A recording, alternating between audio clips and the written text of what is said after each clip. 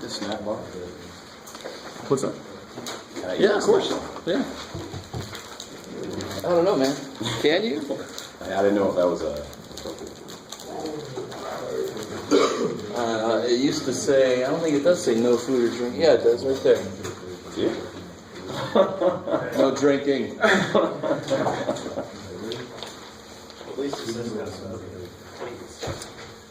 No fumar. Exactly. Pot of fumar. All right. So, which question is it, sir? 65. 65.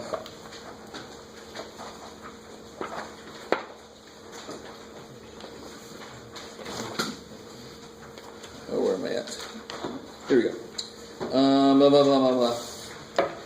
The one 7x minus 6 equals that one? I don't know, yeah.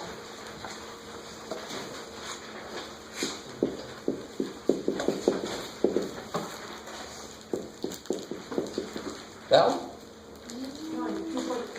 Oh, good. All right. I'm a little concerned. Real quick, though, I did have somebody do this on this kind of problem.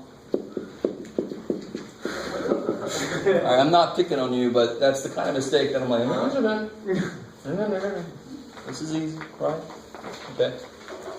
Should be. Just get x on one side. There's no x squares, and this is not this times this, right? So you can't do it that way. So 2, 1. So please do tell me which section we're in. Oh, so they give you a verbal description of a function, right? That one? So it says to evaluate f of x, divide the input by 3. Because one big thing about this section is about the verbal way, the algebraic way, graphical way, all these different ways to talk about a function, right? So they give it to us verbally. Divide input by 3. Add 2/3 to the result.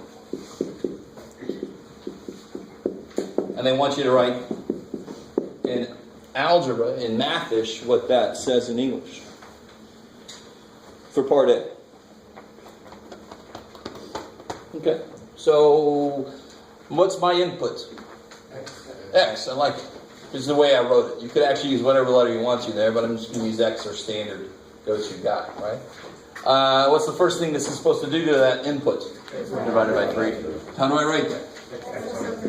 And then what's it do to that result? It adds 2/3. So how do I write that? Plus 2/3. Okay. It just seems like, what the hell do they want from me? Well, they're just saying, here's how to say it in English. Can you write it in Mathish? Because, of course, math is a foreign language. Yes. You could do that too. You can simplify it now if you want to, but straight from English to Mathish is that. And then you can simplify it. You with me? Because, of course, you know, if I translate from Spanish to English or English to Spanish, the result makes very little grammatical sense. And then you can change it. You with me? Huh? Good comment. Yes. All right. How's that? And then they ask you for numerical interpretation. You can make a table of values. Right? You can actually do it to a few numbers. And they ask you for graphical representation. You can graph it. Yeah. All right. Cool. Yes.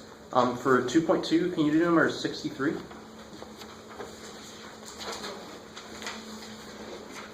Oh, good. The basic idea of a function and how it relates to it when they give us a graph, it's easy. If I give you a graph and say, "Is this a function?" What are you going to do? You're going to apply what? Vertical line test. I like it. Horizontal line test would be for 1-to-1. That's coming up later. You apply vertical line test. But if they give it to me in this form, if they say, "Is this a function?" It's not immediately obvious necessarily. But really the point is, if you can solve for y as a single function, then it's a function, as a single line. So if I had, for example, one that would not work would be y squared equals x. What happens when you try to solve for y? What do you do to solve for y? Square root, and the minute you do that, you have to put plus or minus. Is that a single thing? No, it's two things, right? Plus root x minus root. That would not. This is not a function then. Y squared equals x. would actually be a sideways parabola. Well, for you guys, it'd be a sideways parabola like that. You guys semi with me here? Bless you. This guy, can I solve for y? The incorrect way to solve for y is to subtract that over and say I solve for y. Right? Did the other guy say on the other end of that text? Did he say yes? He's right. How do I solve this y for y correctly? Check out. Yeah, good. Anytime you have more than one variable you're trying to solve for, you don't really. You have one variable that was distributed. If I undistribute it, I get X squared plus 1. beautiful. And then y equals. X squared, well, 1 over x squared plus 1. So is that a function? Was I able to solve for y in a single thing? A single line? Yes. Right? This no, plus or minus, is kind of like hiding the fact that there's two. A positive one and a negative. This was a single one. That's a function. That represents a function that's just written in a weird order. So if, on your graphing calculator, the only kinds of things you can graph directly are the ones you can solve for y, the ones that are actually functions, because where we go to graph something, we go to the y equals button. Right? So they have to be functions there. To graph this, I'd have to do it in two parts. The positive one in y1 and the negative one in y2. And then I would get both parts of that parabola. How we doing so far? Tracking. I like it. Cool. Feel like I've got an old VCR. Trying to do the tracking thing. All right. Anything else from homework? Yeah. 78.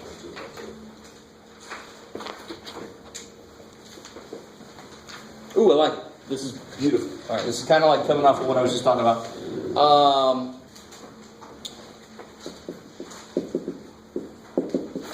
We should all realize that this is a circle. They shouldn't even have to tell us. Is that, well, if I say is that true, nobody's going to go against me. It should be true. Right? A circle in general is this guy here. This is really just the distance formula. So what's the radius of that circle? 3. Cool. The center would be HK. What's the center of this circle? 0, 0, because there's nothing in there with the x and the y and 0, 0. So it's asking you, how do you write the function that represents the top half of the circle? Because if it was just the top half, the whole thing is not a function. But if I just do the top half, is that a function? Yes. Hell yeah, pass the vertical line test, right? So how the hell? How do I start to put it in the right form for it to be a function? What do I do? Solve for y. Try to solve for y. And you know something's going to happen, but that's why they say the top half. So how do I solve for y? I subtract x squared. Square root. And I have to put plus or minus, but to answer the question, I want the top half. So I pick the positive one. That's the top half. If you put that in your calculator, it would graph this. What would this be? What point would that be? You can do it. 3. Yeah, 0, 3. Because it's got a radius of 3. So it would be 3 away from the center. How are we doing there? Is that cool? So coming off of that, what would this graph look like? What would it describe what this represents? The bottom half of a circle with the 4 radii. The bottom half of a circle, radius 4, center 0, 0. Kick ass. I like it. Good. All right, good. Okay, good. All right. Anything else from homework? All right. So let's see. Last time we finished 2-2. So I want to get into 2-3. And to do 2-3, I'm going to do most of it up here, actually, off of a couple of graphs.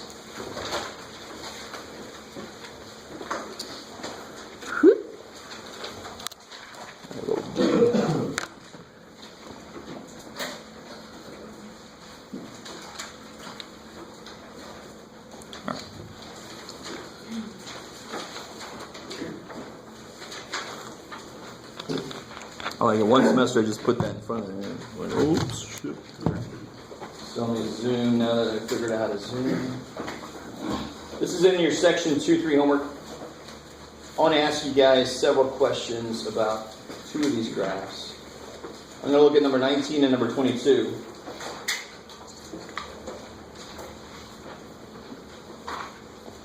All right, let me just ask you and see what you think about it. Look at number 19. Let's say that's a function of f of x. Right? Is a graph of f of x? Why is it a function? Passes a vertical line test. There's no outputs that are on top of each other, right? Okay, cool. Can anybody tell me what f of 2 is? Right, I got a few of you guys that know, and a few of you guys are like, how the hell you want me to do that? It doesn't tell me what the hell f is. It tells you even better. I'm glad it doesn't tell me what f is, because then I have to plug points in and shit. No, it tells me somebody already plugged all the freaking points in. So what must f of 2 have been? For an input of 2, where did the person put the point? Yeah, the output must have been -1, right? So for this graph, if they ask me what f of 2 is, and some of your homework will, it's fantastic. You just go to 2 and say, oh, it must have been -1 because that's where it is. That's what the output is. You guys see that? That's so foreign to people because you really haven't talked about it in that way. How do I graph something? I make an XY table, plug a number in, get a number out, that's a point, and then I plot the point. Well, somebody did that. They already did all the work. I just got to look to see where they put the point. You're working backwards. Yeah, beautiful. Working backwards.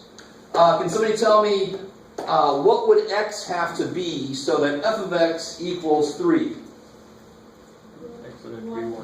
Yeah, so it's really just saying, what would the x part be if the y part's 3? Well, the only point that's got a y part of 3 is the point 1, 3, so it must have been a 1 that they plugged in to get 3. That's just kind of going the other way, right? All right, maybe. Nobody looks too much in distress. Good? Yes, sir. Why in number 20, like, what algorithm actually? Is it not just a straight line? Why is it always curved? Well, they're not telling us what the function is. These are graphs of actual functions. They just didn't tell us what f of x is. You kind of with me? So I don't know what the function is. Obviously, the function here would have to be something kind of weird because we don't see this. This is called a cusp, right? Let's call it a kink. You kink the hose up and the water doesn't come out. You guys kind of with me? That would be a very strange looking function, but there are functions that look like this. This would definitely be strange. This is like a sawtooth. Right, see this kind of thing on oscilloscopes and stuff. That would be a freaky. It would most likely be piecewise defined all over the damn place. You guys semi with me? That looks like a distorted sine wave. Could be. And actually, this could be too. It could be an infinite number of sine and cosine wave, but we won't go there. We'll just say it's piecewise. And this guy really is freaky. He's just bouncing all over the damn place. All right. So the freakiness, let's get that out of our system. Functions can get very, very freaky, which means the graphs can get very, very freaky. Cool. What else I want to ask you? Oh, look at number 19. Let's start with something easy. What is the maximum value of 19? 3. I love it. Where does it attain its maximum? At 1. Now, do you see when I say where does something happen? The answer is x. What happens there? The answer is y. So let's try this one. Is everybody cool with that? And obviously I can say where's the minimum? Is that universal? Yes, basic. Anywhere in the world I can use those terms and people know exactly what I'm talking about. If they're math people, then those math. If they're math. Good. I like it. Otherwise they're like, where, what did I say? Where does it attain the minimum? Careful. That's what the minimum is. 2.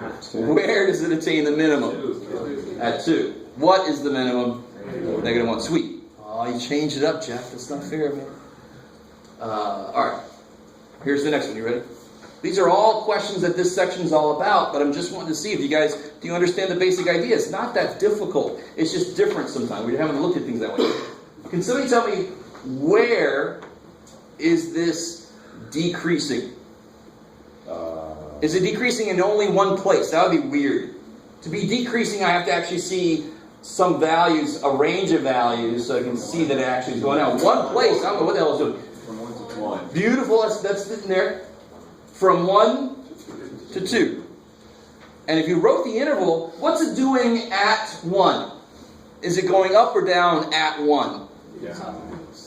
Just there. I like that. Everybody's right and wrong. It's not doing a damn thing there. Yeah, it's not good. Right? If I threw the thing in the air, what's it doing right at the top? Is it going up or down? When it gets right to the top, is it going up or down? No. It's not going anywhere, right? It stopped. Doesn't it have to stop for a second? And then come back down. So right at the top, it's not going anywhere. It's not increasing or decreasing. So if I were to write the interval that describes where that function is decreasing, let me say that again.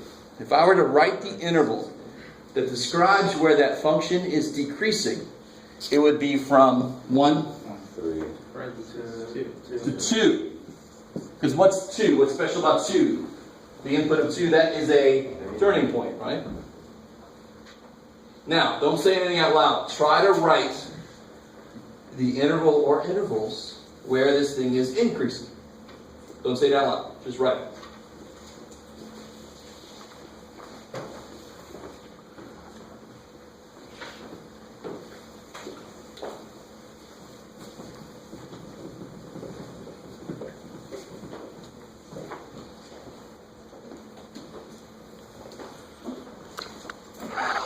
Who's got it?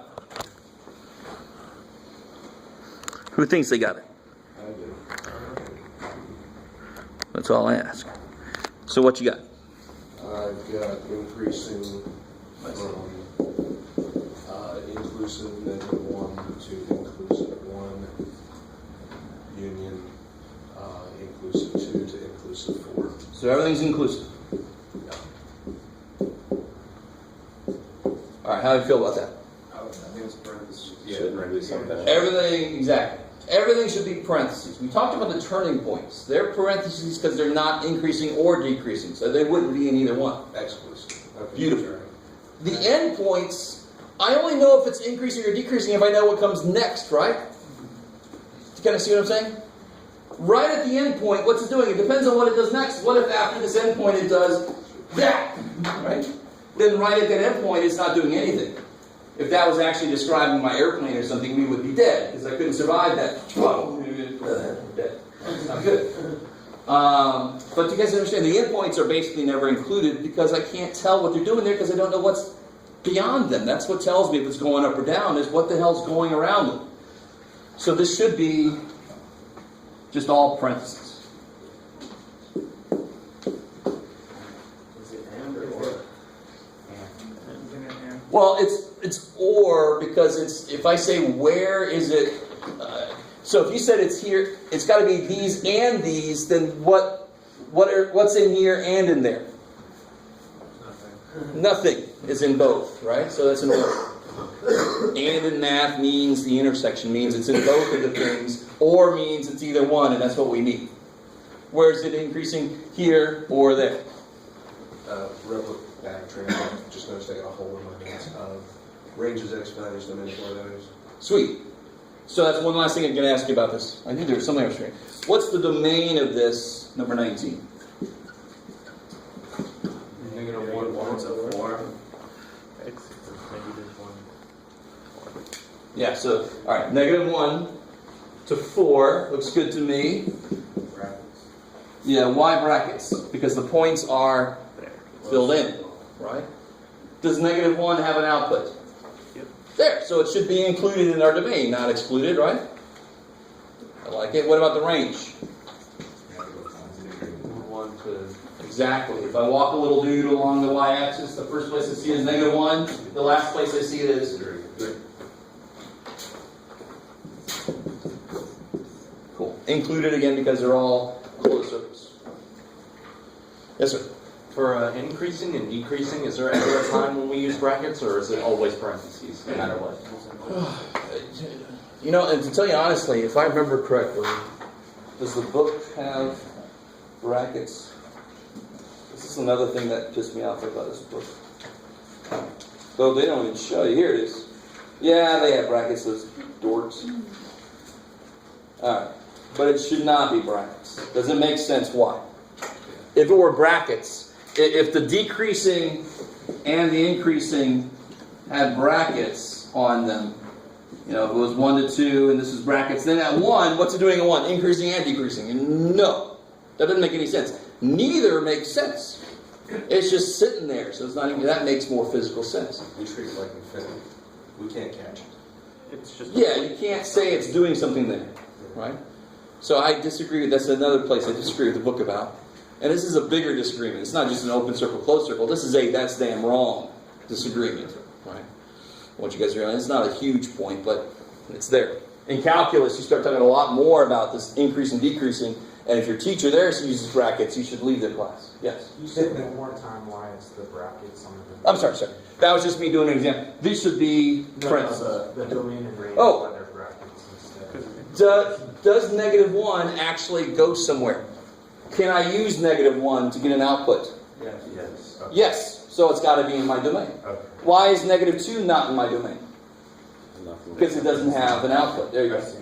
If it was an open circle, then it would totally be a parenthesis there, right? It wouldn't be a point on that particular line. It wouldn't be an input that has an output. So it wouldn't be in my domain. Is that cool? Does that make sense? Okay, good.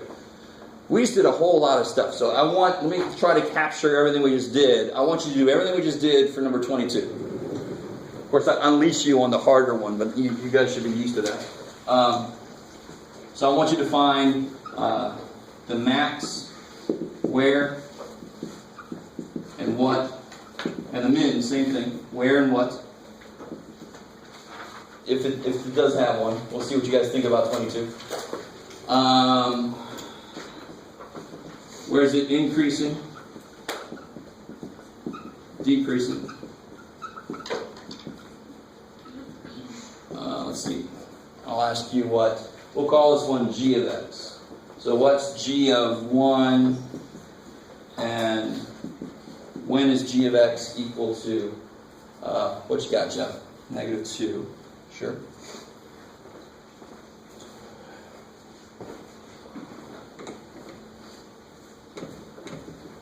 And then finally,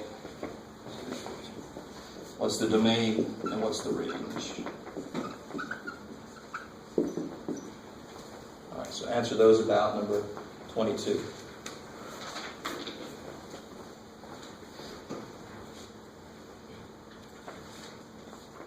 Wow.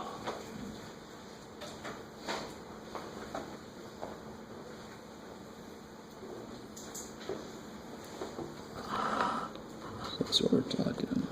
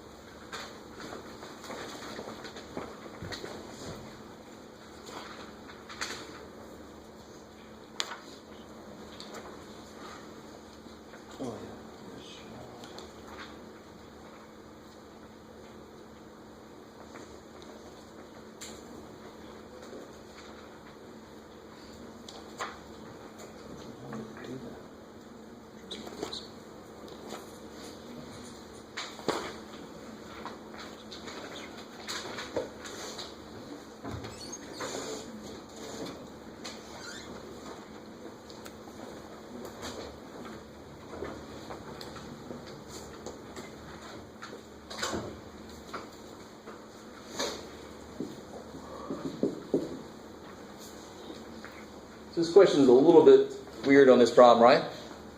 So what do you guys think about the max? What is the max value? There's no question about that.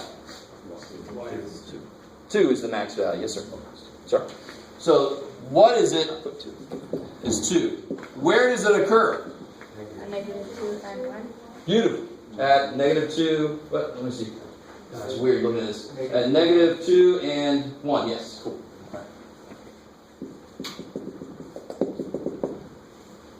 All right. You guys with me? So there's a tie. Okay. You just list all the places the tie occurs. Right? Just means it's not 101. Yeah, it won't pass the horizontal line test. I like it. The min, same thing. Yeah, what is -2? Good. And it only attends that one place, and where's that? 2. X equals to 2. I like it. Cool. Okay. If the homework, I can't remember, I think sometimes they'll say, what's the maximum, what's the max point or something like that, and then you just put it as a point. But I very often want to talk about the pieces parts, because the input could be the time and the output could be the speed. And I say, what's the maximum speed? You better give me the output. That's the speed, right? When does it happen? Give me the time. That's the input. Right? Don't give me a point. That'll freak me out. Increasing, decreasing. So increasing, where is it increasing? -2 to -1. Yeah, -1 to 1. And what do I put on them? Yeah, and then here's this double case. Yeah. At -1, it's kind of weird. It exists down here and here. It only exists in one place. But they're increasing, decreasing. You always put those parentheses there. I don't care what the hell the book says. In that respect. What about decreasing? -2, -1. Yeah, -2 to -1. It's decreasing. 1 to 2. Yeah, and then 1 to 2. I like it. You guys good so far? Yes, ma'am. For increasing, can't you put -1 to -2 because it's. Oh, all right. I'm glad you brought that up. We read graphs as we read books, and I mean in English. I know in Hebrew, I think you read this way, right? But English, we read this way. So we read a graph this way. You with me? So if I said, "Well, sir, I know it looks like our profit was going down, but if you look at it that way, our profit was going no." You see? So when I say increasing, that means looking at it from left to right. You can't say backwards and say, then it's increasing, because just remember the profit idea. You're fired either way, too bad for you, right? Don't try to spin it. No, it's okay if we go backwards in time. Get out of here, Johnson. You're fired. Nobody's named Johnson, so I can use that. Let me see what else there is. So that's increasing, decreasing. What's G of 1? 2. And the only slightly freaky thing about this is, you might think there's 2 options, but this one's open, so it's got to be, the output actually is 2. I like it. And what's G? When does G of X equal -2? 2. When X equals 2. I like it. Right? Yeah. Not too bad, right? And by the way, this is not what this problem asks you to do. I'm just using the extract and doing every damn thing this section asks you to do. All over the place. You with me? So when you get to this homework section, you're like, why do we do all that shit? No, I'm just doing everything on this problem. What about the domain? -2 to 2. Yeah, so the domain, the smallest XIC is -2. And then the largest SIC is 2. That actually goes somewhere, right? So -2 to 2.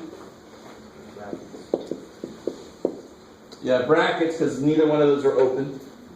Now the range can get kind of interesting with these kind of piecewise functions. And I don't care how often the range happens, it just has to happen at least once for me to include it.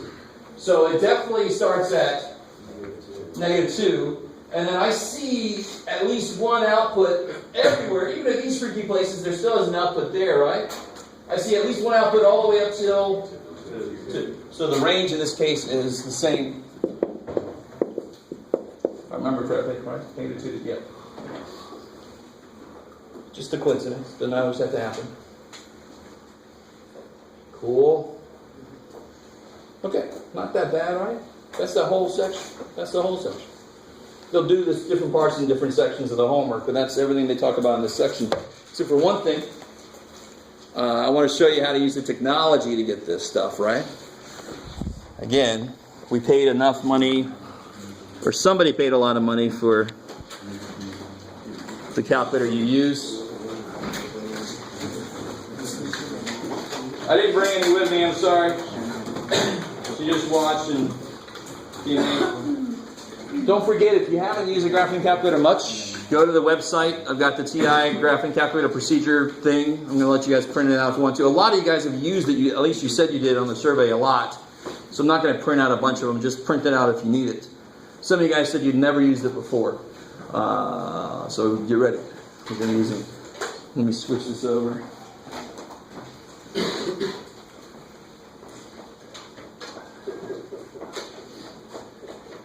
No, don't wait for connection.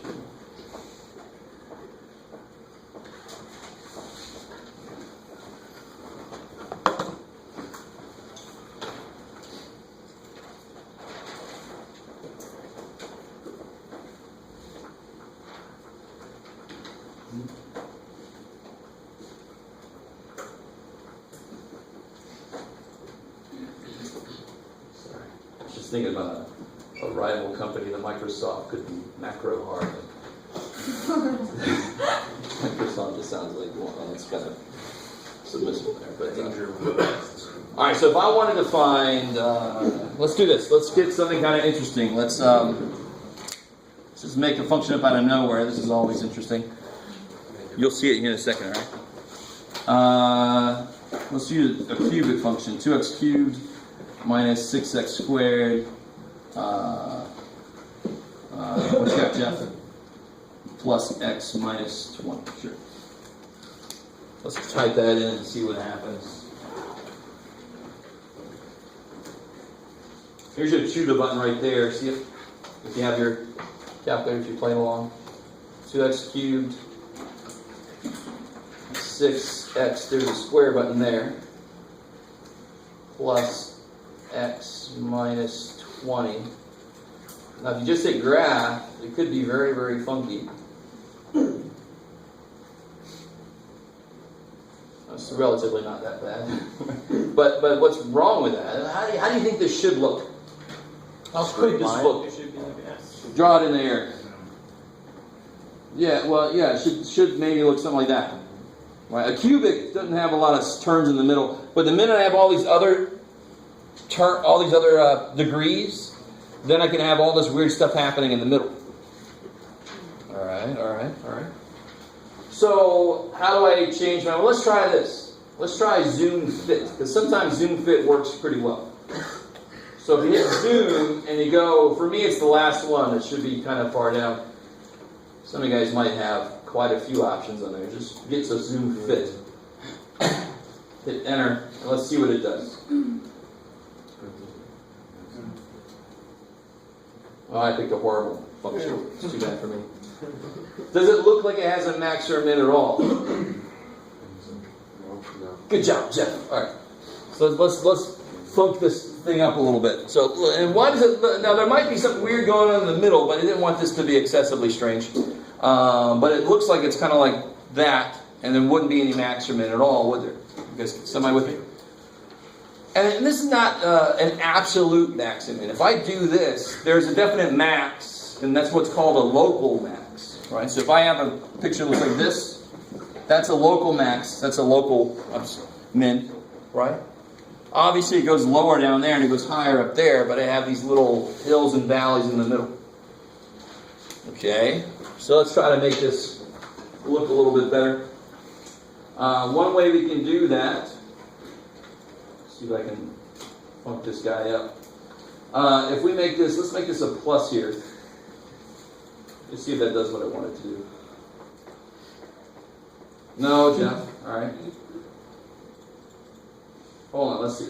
Let's leave that as a minus, and let's make this a minus. Let's play with our editing capabilities. If you hit second, delete, I can insert an 8. So make that minus 8x instead of plus x.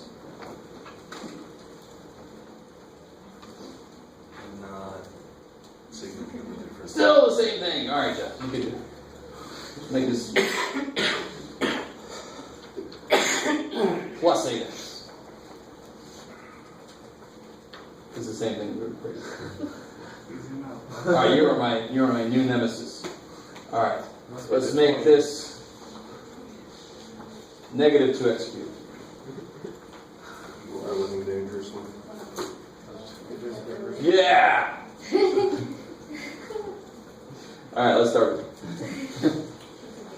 All right, let me do something I know is gonna work. x cubed. Let's see. What do you got, Jeff? Minus 2x squared plus 10. That should work. We might have to do another zoom fit. Don't look the same. Don't you dare. Oh, wait. Do zoom fit. Do zoom fit. That's my bad. We probably could have done zoom fit earlier. It's so zoomed out. This is my fault. I should have realized that. Some of the changes we made were probably fine. But if I zoom way out, these are going to become flat if I'm looking at it from really far away. It's still pretty flat. Does that make sense? It's still pretty flat? Damn. Jeff. Yeah, it looks flat up until like X. Oh, okay. I got you. All right, let's do this. You ready? Let's do this. Let's use my second favorite zoom function. Zoom box. You ready? So what zoom box does is I can open a little box around my function. If I go down here and I hit enter, that's one corner of the box. And if I go way over here and hit enter again, that's the other corner of the box. It's probably not good enough box. Let's see what goes on here. It's still pretty damn flat. Alright, you're going to drive me crazy. Alright, let me take one out of here. If you go to standard, it looks okay. Oh, really? This one? Yeah, So it has to be zoomed in even more? that might be crazy. There it is! Yay! Little tiny dude. Alright. But it's such a little tiny area where it goes up and down that when you zoom too far out, it looks flat. You can't see the little bumps. Alright.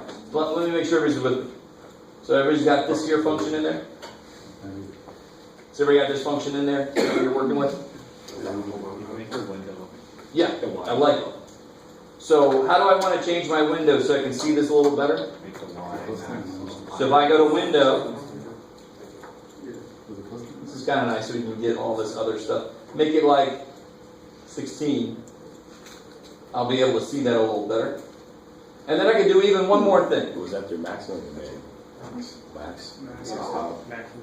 Oh, yeah, I'm sorry. So we want to make our Y max bigger so I can see further up, right? Now, one last thing I can do, because the only area I'm interested in is right there, is my zoom box dude, right? Zoom box. And I can just zoom in right on the area I'm curious about, which is the area that's got the highest and the lowest. All right. Zoom. Zoom. All right. Now that looks really, really nice. Okay, cool. So that's the dangers. That's why I don't necessarily like zoom fit. I hardly ever use it, but I just want to see what it would do for this. But this one, it tries to capture so much of the function that it made the middle get lost. It was just so far out. I'm trying to do zoom box, but it's not letting me.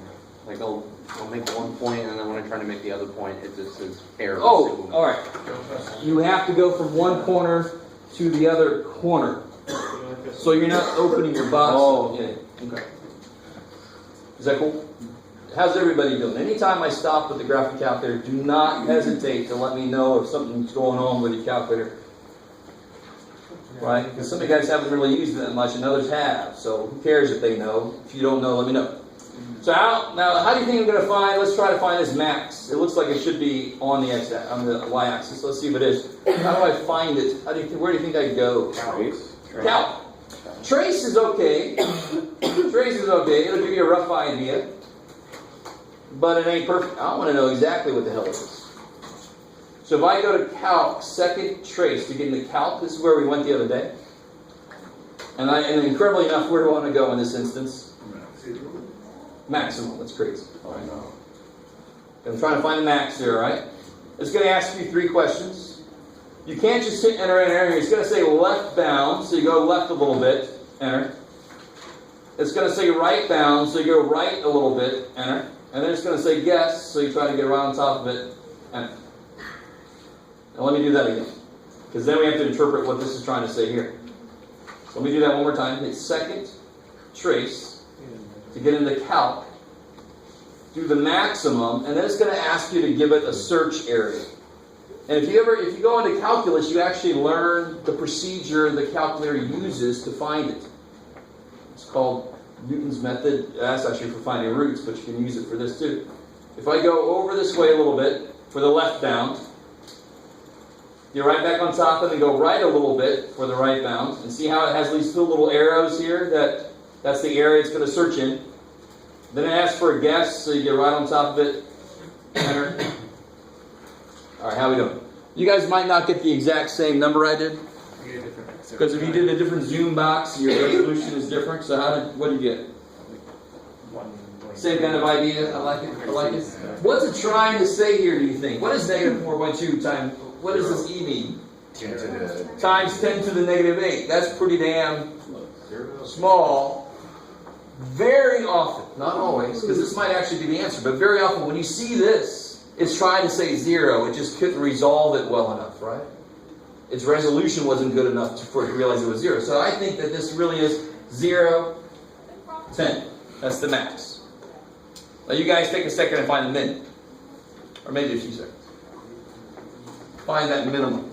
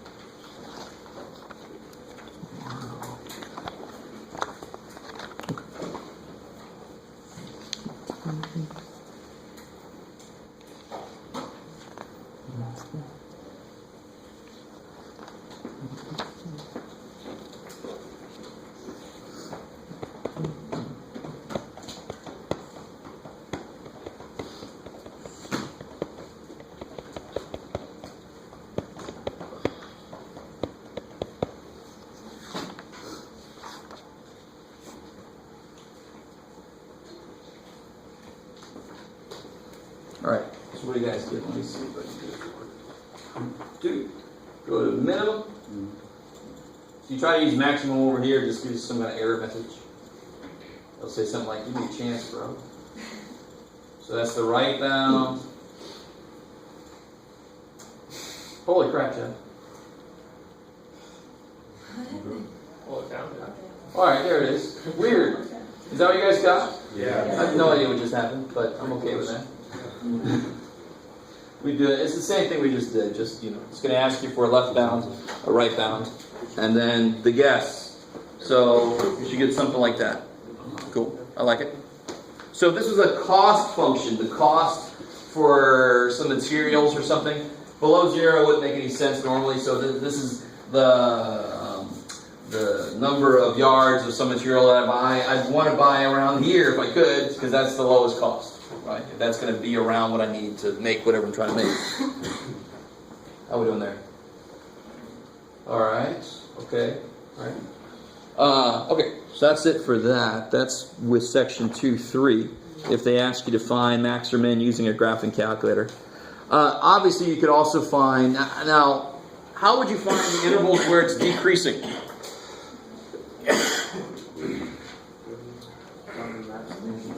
How does the max and min come into play here?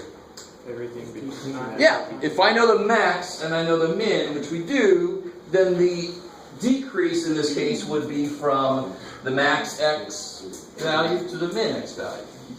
You guys, I got to find the turning points to see where it's decreasing or increasing, right? You guys kind of, so if they ask you to find the intervals of increase and decrease, you first have to find, well, where the hell is it turning? The problem we did earlier was easy because they had dots right on top of integer values. Thank you, problem. Now it's not going to be integer values. It's going to be these funky ass values. Okay. So you just got to get in there and try it. So that's number 23 through 30, and this homework asks you to do that. That kind of thing. All right. So the last section I want to do today, which is good because the last section I think we can do today, is section 2.4.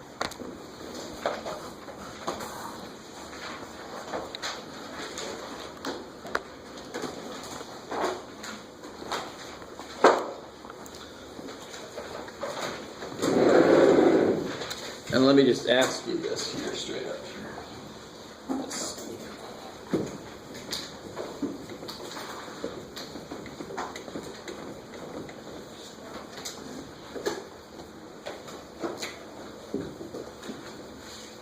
So let me start off with a nice function.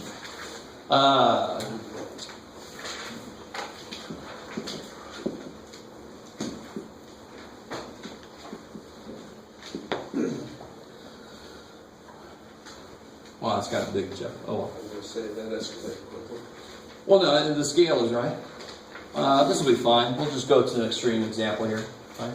Let's say I get hired at a company, and 1 year in, I'm making $40,000 a year. So this is in thousands. Right? 2 years later, I've done amazing stuff. I have just done amazing stuff. 2 years later, I'm making $80,000 a year. I've impressed the hell out of my bosses. I've slept with the right people. Whatever. That's right. Right? That's how you get the raise. Now, let me ask you this. What's the average increase, average rate of change of salary? Isn't that a weird way to say that? The average rate of change in salary. 20,000 per year. How would you get that? And be very, very specific. Rise over run. Yeah, it's basically slope, right? Because how do you find the average of anything? You add up how many, whatever. But what is the change over how many years? 2 years. Yeah, over 2 years, 3 minus 1. It changed from 80,000, from 40,000 to 80,000. You with me?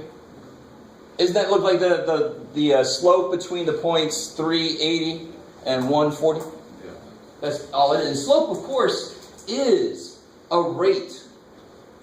Right? So if I had the slope, if I had a position, if I'm at 5 miles, 10 miles in a certain number of hours, then how do I figure out what my speed is? I get the slope. That'll be miles per hour. Slope is a rate of change because it is a ratio of something to something. How are we doing so far? And did it even matter what the function looks like? I didn't draw a line in there. I didn't draw anything. So what if at first I pissed somebody off? Because I slept with them. They didn't want me to. And then I got people, I was like, yay! And then they're like, oh shit. It doesn't change anything. The average rate of change is just the straight beeline line. Just the slope of that line. That's the average rate of change. Because it averages out all the downs and ups. It averages all out, straight line.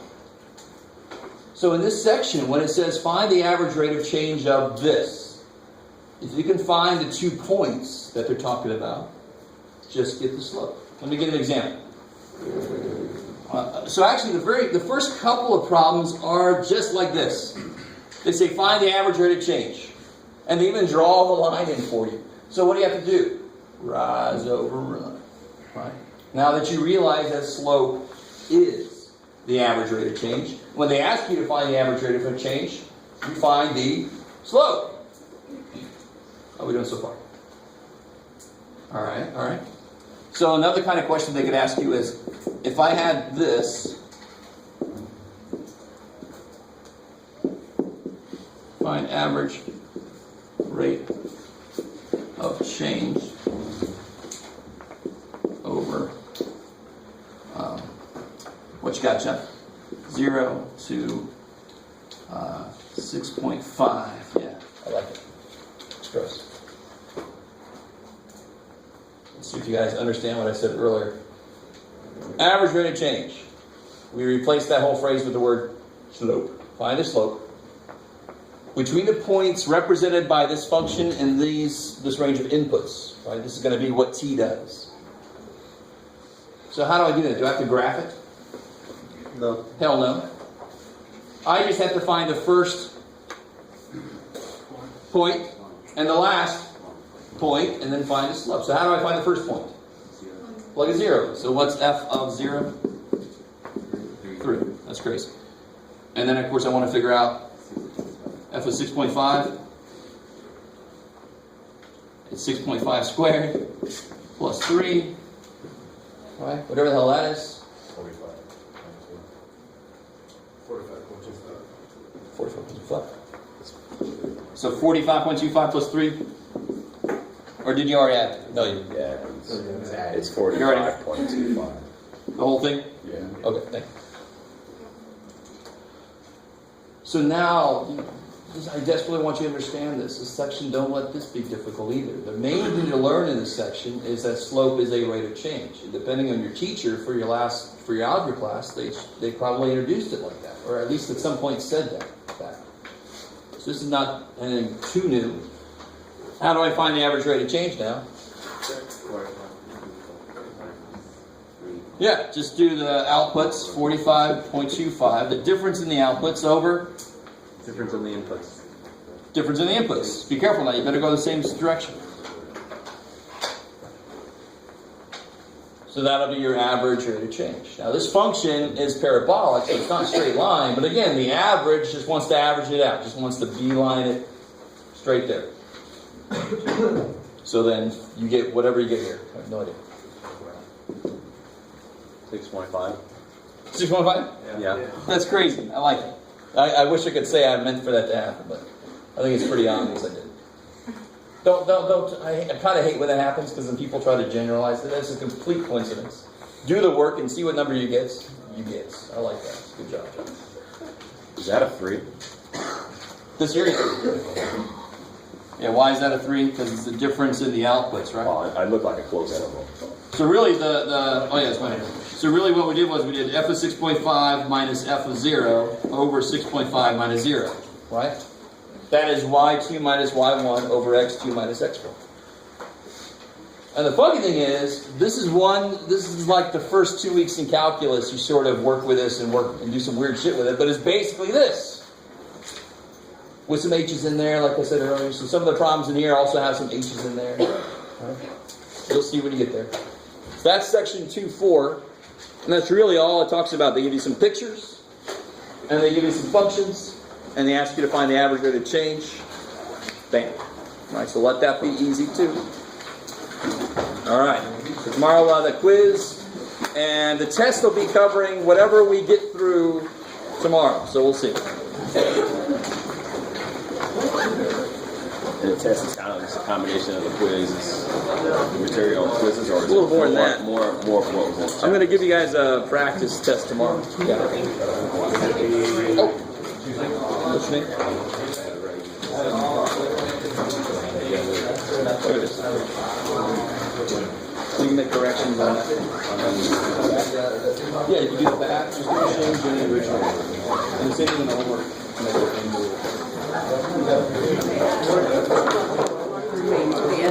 What's up? Are you sure?